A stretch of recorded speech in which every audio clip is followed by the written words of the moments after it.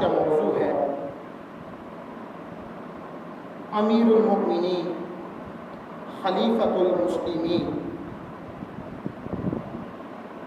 حضرت سیدنا فاروق اعظم رضی اللہ تعالی عنہ کا طرز حکمرانی۔ حضرت فاروق اعظم رضی اللہ تعالی عنہ وہ عظیم المرتبت صحابی ہیں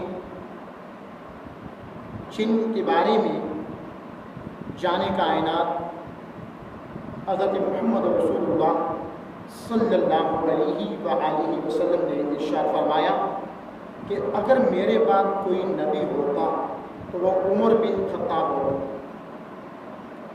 ناظرین محترم، آپ کا دور حکمرانی عہد خلافت 10 سال اور چند ماہ پر مشتمل ہے۔ فاروق اعظم رضی اللہ تعالیٰ عنہ کا عہد خلافت اتنا سنہری تھا اور طرز حکمرانی ایسا حسین تھا کہ تاریخ انسانی آج تک آپ کے طرز حکمرانی عہد خلافت کی مثال نہیں پیش کر سکتی۔ حضرت عمر رضی اللہ تعالی عنہ کے دور میں عدالتی نظام بھی قائم ہوا۔ آپ نے محکمہ جیل اس کو بھی قائم کیا۔ پولیس کا محکمہ ملک کے جو اندرونی فسادات ہیں ان کو ختم کرنے کے لیے، ان کے سدے باب کے لیے قائم کیا۔ فوج کی چھاؤنیاں قائم کی، نئے شہر آباد کیے آپ نے، اور 1036 شہر آپ نے ملحقات سمیت آپ کے دور خلافت میں فتح ہوئے۔ 4000 مساجد تعمیر کی، اور ناظرین محترم، آپ نے اپنے عہد خلافت میں وظیفے مقرر کیے۔ شیرخوار بچوں کے وظیفے مقرر کیے، ضعیف العمر بزرگوں کے وظیفے مقرر کیے، زمیوں کے وظیفے مقرر کیے۔ جو لوگ مسلمان نہیں بھی تھے لیکن بوڑھے تھے، کچھ کما نہیں سکتے تھے، ان کی ضعیف العمری کی وجہ سے آپ نے ان کے وظیفے مقرر فرمائے۔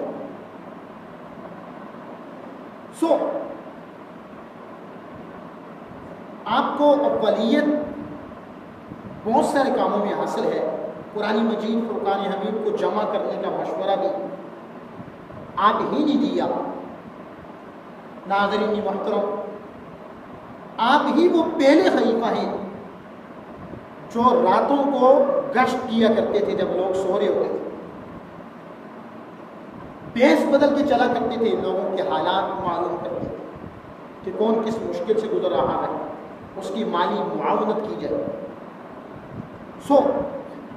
آپ دین کے معاملے میں اس قدر سخت تھے، شیطانی صفات والا تو آپ سے دور بھاگتا تھا، بلکہ حدیث پاک میں آیا کہ عمر فاروق رضی اللہ تعالیٰ عنہ وہ شخصیت تھے کہ شیطان بھی جن کے راستے سے بھاگ جائے گا۔ ناظرین محترم، حضرت عمر رضی اللہ تعالی عنہ نے عمال کو مقرر کیا اور 4 باتوں کا انہیں حکم دیا کہ کبھی گھوڑے پہ سوار نہ ہونا، باریک کپڑے نہ پہننا، اعلیٰ کھانے نہ کھانا، اور اپنے گھروں پر دربان نہ بٹھانا اور گھروں کے دروازوں کو بند نہ کرنا کہ غریب لوگ اپنی شکایات لے کے نہ آ سکے کہیں، یا اپنی حاجت روائی کے لیے تم تک نہ پہنچ سکے، کوئی بھی ایسا کام نہ کرنا۔ اور آپ اس قدر سچے اور اس قدر دیانتدار تھے، بڑے بڑے بادشاہوں کے دل آپ کا نام سنتے ہی تھر تھراتے تھے اور کانپتے تھے۔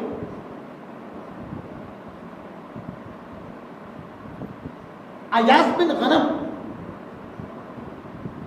کو عامل مقرر کیا جب آپ نے، ایک شخص نے شکایت کی کہ وہ باریک کپڑے پہنتے ہیں، دروازے پر دربان بٹھا دیا ہے۔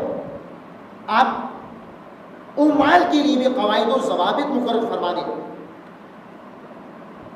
فاروق اعظم نے محمد بن مسلمہ کو بھیجا، کہا انہیں جہاں بھی پائیں لے آئیں۔ وہ گئے، دیکھا باریک لباس میں وہ تھے اور واقعتاً گھر پہ دربان بٹھایا ہوا۔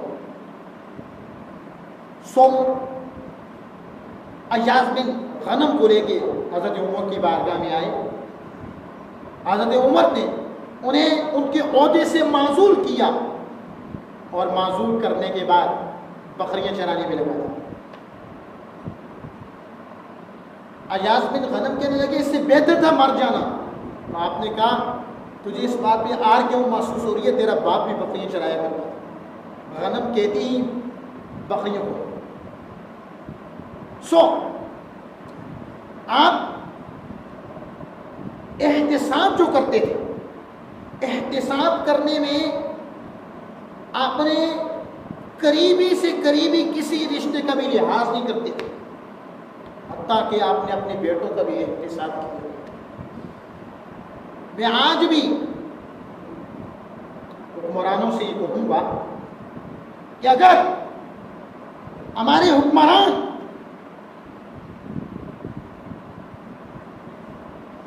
سیدنا فاروق اعظم رضی اللہ تعالی عنہ کے طرز حکمرانی کی روشنی میں اپنے کردار کا اور اپنے اعمال کا محاسبہ کریں تو یقیناً وہ طریق ہدایت پہ چل سکتے۔ ہمارے حکمرانوں کو چاہیے ہے کہ وہ ہرگز قومی مفادات کو ذاتی مفادات پہ قربان نہ کریں۔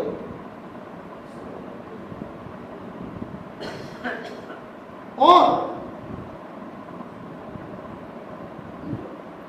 جو قومی مفاد ہے اس کو مقدم رکھیں۔ ہر صورت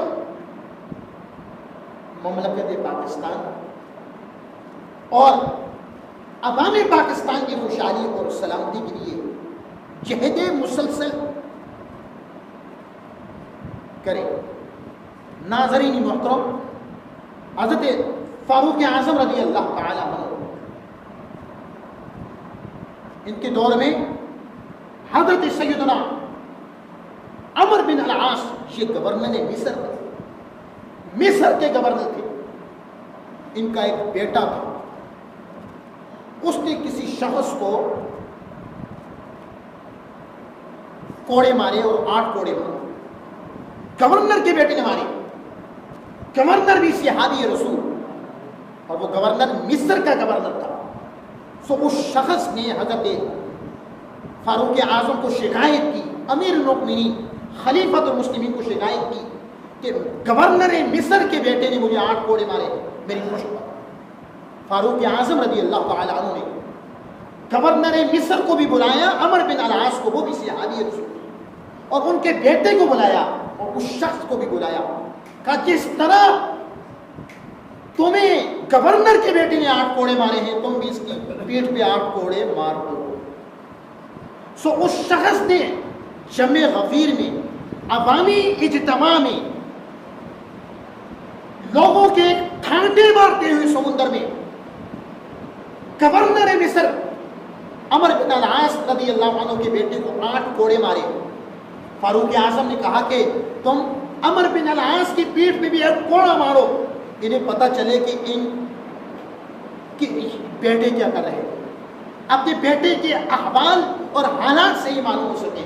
اس شخص نے کہا مجھے عمر بن العاص نے تو کوڑا نہیں مارا, ان کے بیٹے نے مارا تھا, سو میں انہیں معاف کرتا ہوں.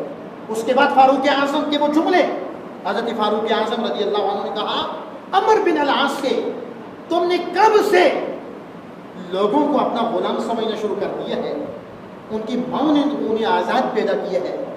گورنر مصر عمر بن العاص کہنے لگے کہ خدا کی قسم اس شخص نے مجھے شکایت نہیں کی, مجھے معلوم نہیں تھا اپنے بیٹے کا یہ فعل. یہ فاروق اعظم تھے جو ایک عام آدمی کا بدلہ گورنر سے بھی لیا کرتے تھے, لحاظ نہیں کرتے تھے. ناظرین محترم, آپ نے عہد خلافت میں عدالت میں پیش ہوئے, ابی بن کعب سے آپ کا کوئی تنازع چل رہا تھا, حضرت ابی بن کعب رضی اللہ عنہ. زید بن ثابت کو آپ نے ثالث مقرر کیا, آپ کے درمیان فیصل مقرر کیا, فیصلہ کرنے والا مقرر کیا. زید بن ثابت کھڑے ہو گئے. زید بن ثابت جو ہی حضرت عمر اور حضرت ابی بن کعب اپنا فیصلہ لے کر کس کی خدمت میں گئے, حضرت زید بن ثابت کی خدمت میں گئے, تو زید بن ثابت کھڑے ہو گئے. یہ جملہ ذرا سننا, فاروق اعظم کو اپنی جگہ بٹھایا. فاروق اعظم نے کہا پہلا ظلم تم نے یہ کر دیا کہ قاضی کا کام نہیں کہ حاکم کے آگے کھڑا ہو, پہلا ظلم یہ تم نے کیا ہے. سو فیصلہ کیا, چونکہ قانون یہ ہے جو دعویٰ کرے, جو مدعی ہو اس پر گواہ لازم آتے ہیں, اور جو اس دعوے کا انکار کرے اس پر قسم لازم آتی ہے. سو اب فاروق اعظم نے اس سے کہا گواہ پیش کرو, گواہ نہ پیش کر سکا تو اب قسم, حضرت زید بن ثابت نے اس شخص سے کہا گواہ پیش کرو, ابی بن کعب سے, وہ گواہ نہ پیش کر سکا. فاروق اعظم سے کہا تم چونکہ اس دعوے کا انکار کر رہے ہو تو قسم تمہیں آنی ہے, لیکن میں تمہیں قسم دوں گا نہیں, خلیفہ وقت. ابی بن کعب سے بھی کہا کہ میرا جی نہیں چاہتا میں عمر بن خطاب سے قسم دوں. حضرت فاروق اعظم نے قسم بھی اٹھائی, اور اس کے بعد پتہ کیا فرمایا, کہا عمر جب تک زندہ رہے گا زید بن ثابت کو کبھی قاضی مقرر نہیں کرے گا. یہ آپ کا عدالتی نظام میں انصاف کا ہی عالم. ناظرین محترم, یہی نہیں, حضرت سیدنا فاروق اعظم رضی اللہ تعالی عنہ کا دور حکمرانی اس قدر سنہری تھا, اس قدر مثالی تھا کہ رات کا وقت ہے, آپ گشت کر رہے ہیں, ایک شریف العمر نوجوان بزرگ اس کی پیٹھ پہ آپ نے ہاتھ رکھا, اس کو کسی دروازے پر بھیک مانگتے ہوئے آپ نے پایا.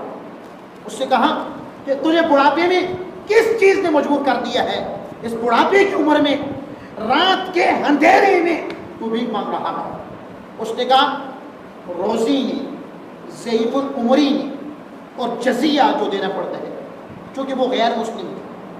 فاروق اعظم نے اسی وقت بیت المال کے خازن کو, خزانچی کو خط لکھا کہ اس کی ضرورت کو پورا کیا جائے اور اس کا وظیفہ مقرر کیا جائے, اور اس طرز کے جتنے لوگ بھی ملک میں موجود ہیں سو تفتیش کر کے ان کے نام نوٹ کیے جائیں, ان سب کے وظیفے مقرر کیے. یہ وہ فاروق اعظم رضی اللہ تعالی عنہ تھے کہ رات کا وقت ہے, راتوں کو گشت کیا کرتے تھے, ایک گھر سے گزرتے ہیں بچوں کے رونے کی آواز آتی ہے. ناظرین محترم, سو اس گھر میں آپ تشریف لے جاتے ہیں, پتہ چلتا ہے کہ وہ یتیم بچے ہیں اور گھر میں کھانے کے لیے کچھ نہیں. ماں نے ان یتیم بچوں کا دل بہلانے کے لیے آگ جلا رکھی ہے اور مصنوعی کھانا بن رہا ہے, بیچ کر رکھا ہے, یعنی کچھ بھی نہیں بن رہا, بچوں کا دل بہلایا جا رہا ہے. سو فاروق اعظم نے خود ساز و سامان اٹھا کے اس عورت کے گھر لا کے رکھ دیا اور اس کا بھی وظیفہ مقرر کیا. ناظرین محترم, یہ وہی فاروق اعظم ہے جب بیت المقدس کو فتح کر دیں گے. بیت المقدس 2 مرتبہ اسلامی تاریخ میں فتح ہوا قبلہ اول. پہلی بار حضرت فاروق اعظم رضی اللہ تعالیٰ عنہ کے دور میں فتح ہوا. دوسری بار سلطان صلاح الدین ایوبی کے دور میں فتح ہوا. یہ جو صلیبی جنگیں ہوئیں اس دور میں. سو آج بھی وہاں یہودیوں کا قبضہ ہے, یہودیوں کا قبضہ ہے. ناظرین محترم, آپ سوار ہوئے اونٹ پر, ناکا کہتے ہیں عربی میں اونٹ کو, کچھ سفر طے کیا, بیت المقدس کو فتح کرنے کے لیے جا رہے تھے. کوئی لشکر لے کر نہیں گئے, کوئی فوجی دستہ لے کے نہیں گئے, کچھ بھی لے کے نہیں گئے. 2 شخص جا رہے ہیں, ایک حضرت عمر, ایک ان کا غلام. کیوں؟ وہاں عبیدہ ابن جراح موجود تھے فلسطین بیت المقدس میں. انہوں نے یہ خط لکھا فاروق اعظم کی طرف کہ بیت المقدس میں قابض لوگ یہ کہہ رہے ہیں, یہ لکھی تھا کہ اگر تمہارا امیر خلیفۃ المسلمین عمر بن خطاب ادھر آ جائیں تو ہم بغیر خون ریزی کے, بغیر جنگ کے بیت المقدس قبلہ اول کی چابی ان کے حوالے کرتے ہیں. عبید اللہ ابن جراح نے لیٹر لکھا, خط لکھا.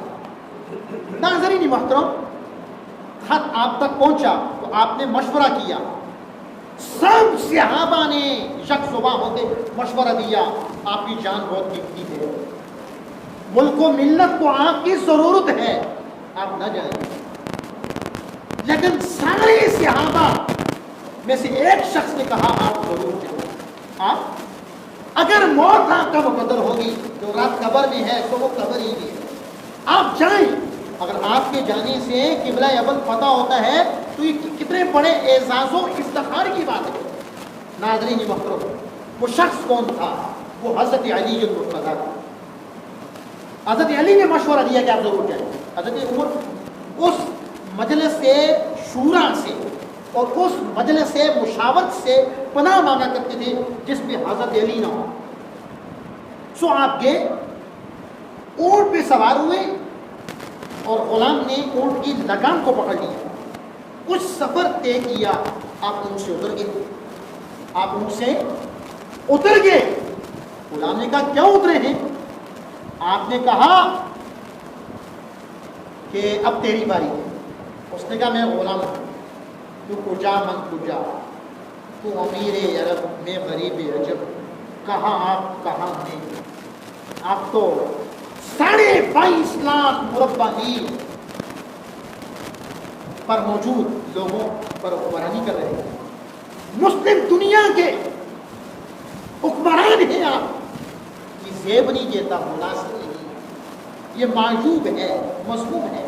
فاروق اعظم نے کہا معیوب, مذموم اور مناسب نامناسب کو چھوڑو, اونٹ پہ سوار ہو جاؤ, باری تمہاری. غلام سوار ہو گیا. فاروق اعظم نے لگام کو پکڑ لیا. ارے لوگوں, وہ فاروق اعظم لگام پکڑے ہوئے غلام سوار ہے. پھر کچھ سفر غلام نے طے کیا, پھر فاروق اعظم سوار ہو گئے. سو کبھی اس اونٹ پہ فاروق اعظم سوار ہوتے, کبھی حضرت فاروق اعظم کے غلام سوار ہوتے. یہ سفر طویل سفر طے کرتے ہوئے سرزمین بیت المقدس فلسطین پہنچ گئے. سو جب وہاں پہنچے قبلہ اول قریب تھا. اب فاروق اعظم بیٹھ چکے تھے اور باری ان کے غلام کی تھی, باری ان کے غلام کی تھی. سو غلام نے کہا میں اپنی باری آپ کو دیتا ہوں, چونکہ اب بیت المقدس آ چکا ہے, یہاں غیر مسلم ہیں, ہزاروں لوگ ہیں, بڑی تعداد میں موجود ہیں. وہ کیا کہیں گے کہ امیر المومنین پیدل چل رہا ہے, اونٹ کی لگام پکڑ کے اور غلام سوار ہے. فاروق اعظم کا طرز حکمرانی نہیں. سو فاروق اعظم نے کہا خدا کی قسم ایسا بھی کبھی بھی نہیں ہوگا. کہا باری کے لیے تو سوار ہوگا. جب بیت المقدس فلسطین شہر میں داخل ہوئے, خلیفۃ المسلمین, سسر رسول, دماد علی المرتضیٰ, فاروق اعظم, وہ فاروق اعظم جن کے بارے میں مصطفیٰ نے فرمایا تھا میرے بعد اگر کوئی نبی ہوتا وہ عمر بن خطاب ہوتا. انہوں نے لگام پکڑی ہے, خود پیدل ہیں اور غلام اونٹ پہ سوار ہے. بیت المقدس کے یہودیوں نے اور غیر مسلموں نے کہا کیا یہ مسلمانوں کا امیر ہے جو اونٹ پہ سوار ہے، جس کے بارے میں یہ مشہور تھا کہ ان کے راستے سے شیطان بھی بھاگ جاتا ہے، جس کے بارے میں یہ بھی سن رکھا تھا کہ اس کا نام سنتے ہی بادشاہوں کے دل کانپنے اور تھر تھرانے لگتے، اس سے بہتر تو اس کا غلام ہے جو سوار ہے اونٹ پر، وہ زیادہ حسین و جمیل بھی ہے، زیادہ چمچو بھی ہے، زیادہ طاقتور بھی ہے۔ اور عبید اللہ ابن جراح بولے لوگوں تم دھوکہ کھا گئے ہو، تم جس کو غلام سمجھ بیٹھے ہو وہ امام ہے، جس کو تم امام سمجھ بیٹھے ہو وہ غلام ہے۔ کا فاروق اعظم اونٹ پہ سوار نہیں، وہ پیدل ہیں۔ حکمران جس کو تم نے سمجھا وہ حکمران نہیں، وہ غلام ہے۔ جس کو تم نے غلام سمجھا وہ حکمران ہے، وہ حکمران ہے۔ ان بیت المقدس کے یہودیوں نے ہاتھ جوڑ لیے، کہا اللہ ہم نے اپنی کتابوں میں پڑھا تھا کہ بیت المقدس کو جو مسلمان حکمران فتح کرنے کے لیے آئے گا اس کی نشانی یہ ہے کہ وہ خود پیدل ہوگا، اس کا غلام سواری پہ سوار ہوگا، بغیر خون ریزی کے بیت المقدس قبلہ اول کی چابی فاروق اعظم کے بنے۔ تو یہ پہلی بار قبلہ اول جب فتح ہوا، یہ بھی فاروق اعظم کے دور میں ہوا، خون ریزی بھی نہیں ہوئی۔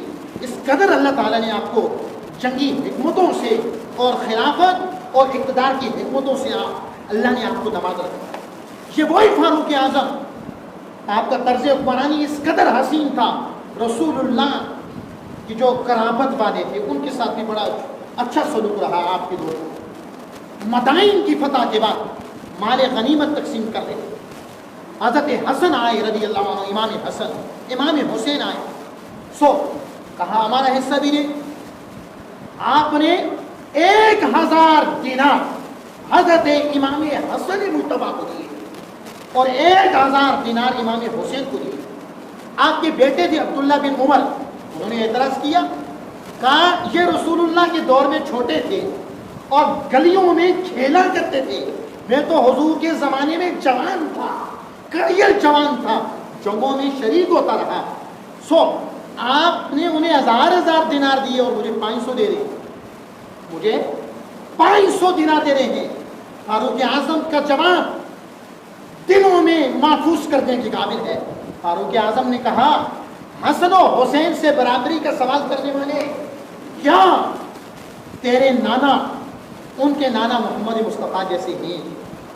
کیا تیری ماں ان کی ماں فاطمہ جیسی ہے؟ کیا تیری خالائیں اسنین کرنین کی خالائیں حضرت کلثوم و رقیہ و زینب جیسی ہیں؟ کیا تیری نانی اسنین کی نانی خدیجۃ الکبریٰ جیسی ہے؟ کیا تیرے چاچا اسنین کے چاچا جعفر طیار جیسے ہیں؟ کیا تیرے بابا اسنین کے بابا علی جیسے ہیں؟ کہا اگر نہیں تو پھر برابری کا سوال کیوں کر رہے ہیں؟ ناظرین محترم، دریائے نیل زمانہ جاہلیت میں یہ پوری رسم تھی۔ ایک نوجوان لڑکی کو بناؤ سنگار کے بعد لوگ چائلانہ رسم کو پورا کرتے ہوئے اس میں ڈال لیا کرتے تھے، وہ چل پڑتا تھا۔ سو فاروق اعظم نے اس رسم کو ختم کیا، دریائے نیل رک گیا، لوگ اس سے فیضیاب نہ ہونے لگے۔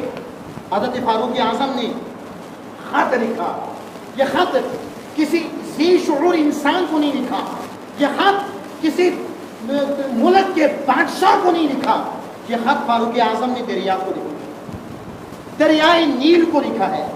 اور لکھا کیا اس خط میں؟ کہا اگر تو اپنی مرضی سے چل رہا ہے اور رک بھی گیا تو ٹھیک ہے، رکا نہیں، اگر خدا کی مرضی سے چل رہا ہے تو پھر چلنا شروع ہو جاتا۔ وہ خط ڈالا، رکا ہوا دریا بھی چل رہا۔ یہ فاروق اعظم کا عدل تھا۔